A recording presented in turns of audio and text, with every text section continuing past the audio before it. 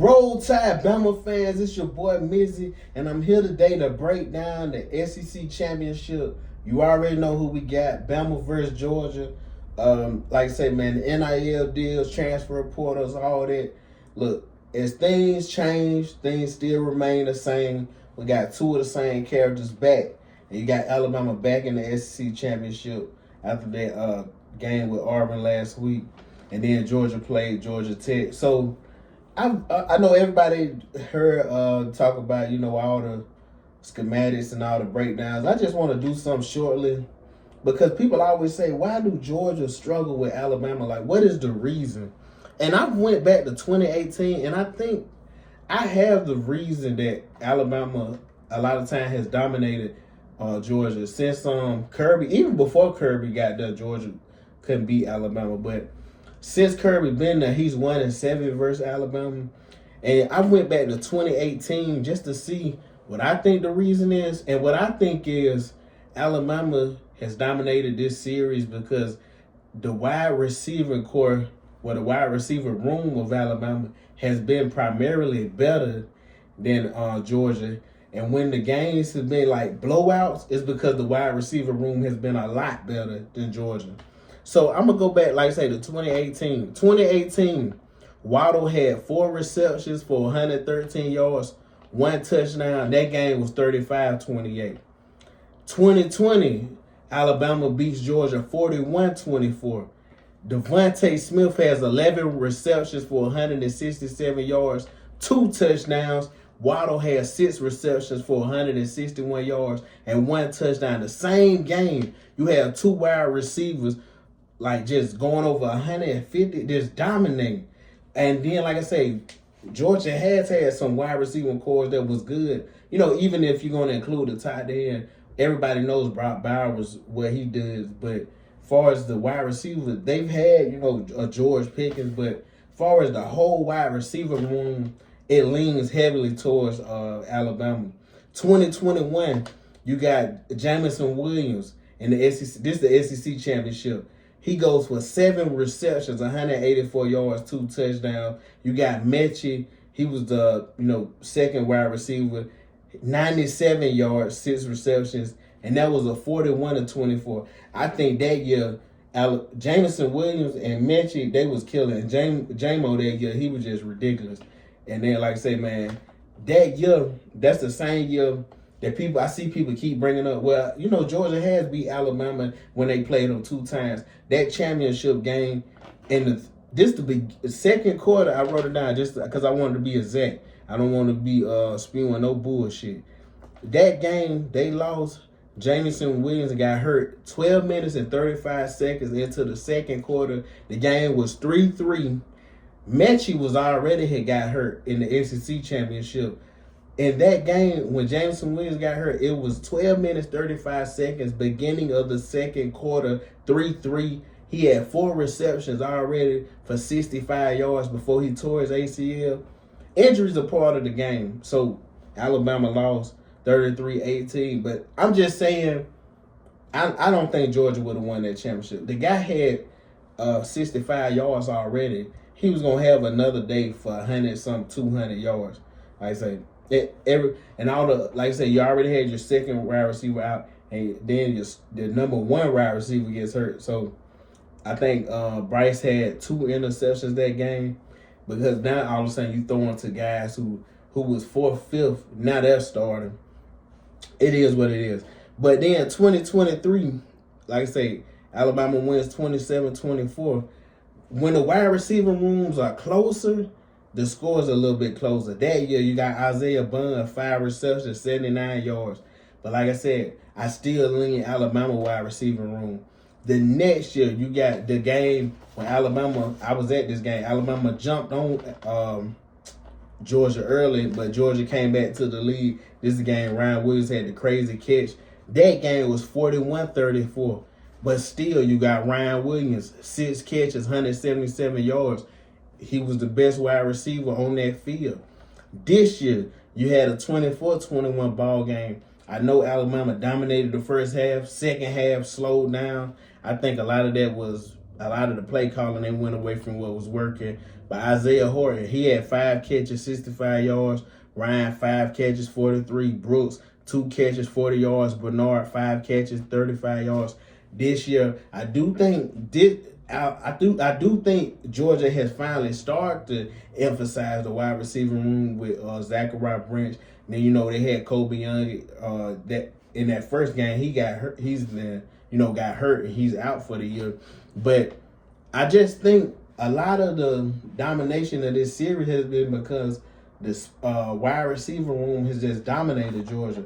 And Georgia, like I said, of course they have good cornerbacks, but this is not no great Georgia defense, no great Georgia cornerbacks. And the first time they played Georgia won a lot. But not Georgia, but Alabama won because they couldn't get to Ty Simpson. I think this time they will bring a lot of pressure. But Kirby is kind of he said last time, sometimes I wanted to drop back 11 guys jokingly because he was like, well, sometimes you blitz Ty, and if he sees the guy open, he's going to hit him. And, like I say, I just feel, I know the offense has been struggling, and I just feel this game is so heightened. If Alabama wins, they have a first-round bye. I just think Alabama's going to show up with their best game, their A game, ironically, and just show up to play. Georgia is favored by 2.5. Drew Bobo is hurt. Man, that's a key for, even if he played, he's gonna be far from 100%. You're gonna have a true freshman in. Yes, he'll have a week of practice. I just think Tim Keenan is gonna eat that day. Even if Drew Bobo played, like I said, he's hurt. Or if you had a true freshman in, Drew Bobo, like if he's out and you got a true freshman in versus Tim Keenan, man, he's gonna eat. He's gonna eat. And like I said, man, Tim Keenan he came back the previous game versus Georgia, and he, like I said, he won 100% that day, and he was a big reason we won. And like I say, man, I just think the key to this game is gonna be forcing Gunner to put him in positions that Georgia don't want him in. Georgia does, like I say, they won games. The Ole Miss game when Gunner has Tennessee, when Gunner has passed the ball a lot.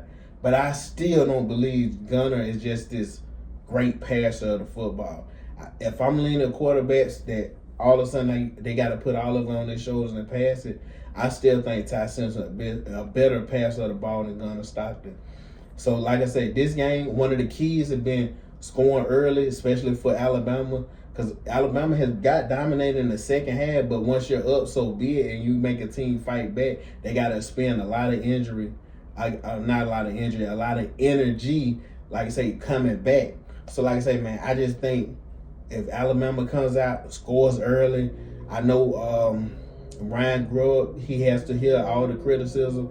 I think he's going to run the ball some. But I also think Alabama does a lot of stuff to throw off your time. And I think they're going to come out aggressive and try to throw the knockout punch early. They're not coming out to, just keep a game close. They're coming out to, go for the throw early. You're going to see some bomb plays, like, say, Isaiah Horton, 3 touchdowns last week. You're going to see, like, say, Bernard get back involved. I just think you're going to get this team's best bet this week. I think last week they might have kept some stuff close to the chest, some plays that they didn't want to show because, like I say, man, this offense has been struggling. But I think this week they will get back on track. Like I say, man, and the defense has been balling. I think this defense makes Gunner turn the ball over. I don't think Georgia's going to win this game just running the air of the ball.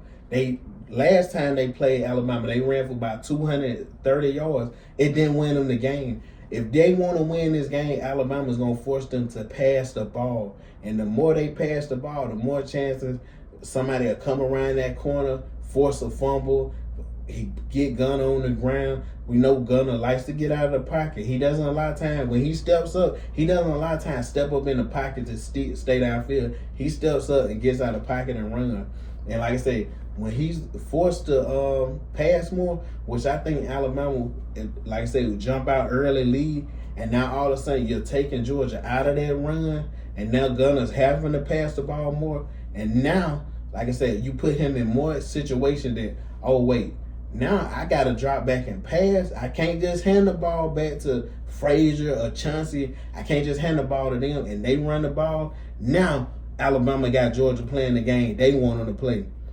And like I said, man, and another thing, Georgia, I think that they just struggle. They're gonna struggle covering these wide receivers. I don't know what Ryan Williams would do.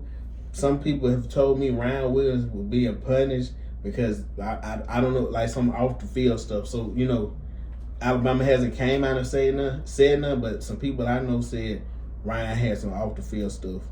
But either way, if he plays and he plays great or doesn't, you know, play, it's whatever. We know that they have Isaiah, they got Bernard, they got Lazar Brooks. They got plenty of weapons to beat this Georgia team. I think both of these teams are far from any of the great teams that they had in the past, but both teams are still good enough, I think, to win a championship.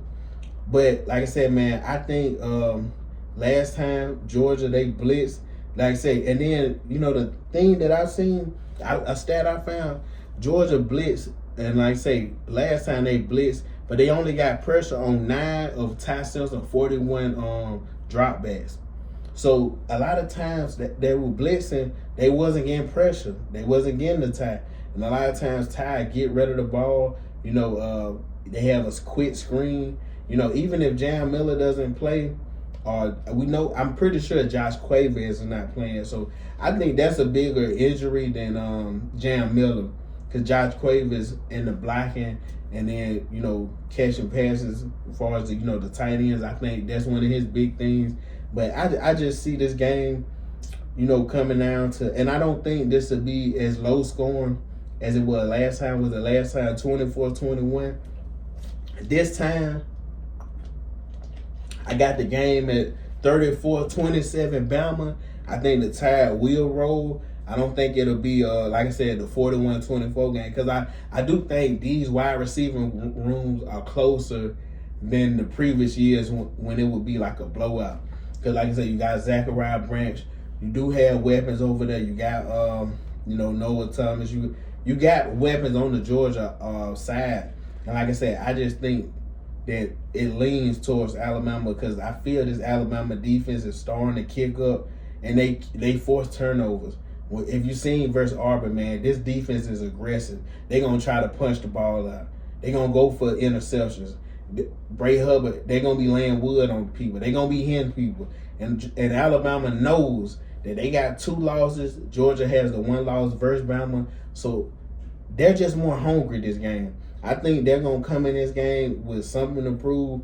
They're a 2.5 underdog. And I love when Alabama's an underdog, because, look, them years, we ain't got no rat pours. All we got to hear is all week, everybody I've listened to picking the Bulldogs. They like, well, you know, Georgia has looked better lately.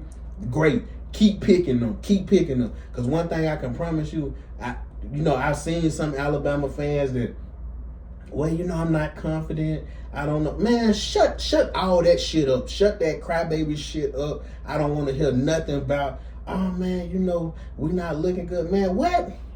I'm the Alabama fan. Anytime somebody asks me, when I was at the game this year, my homeboy asked me, how you feel about the game? I feel we going to win. I feel we going to whoop these boys' ass.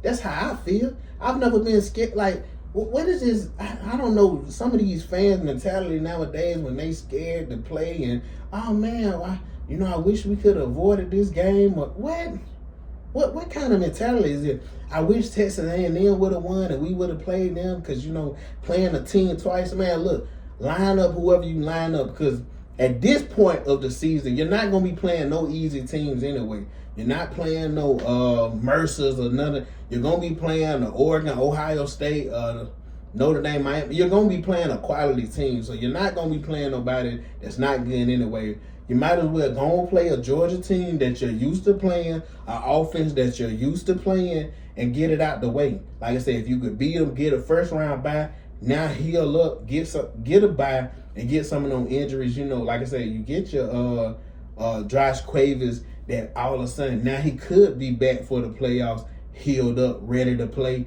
And you get and I think Ty Simpson is kind of beat up. They haven't said no injuries, But going through that SEC schedule, I know Ty's that shoulder probably banged up. He's probably had some injuries. And I also think this game, Ty Simpson and legs are going to come into play.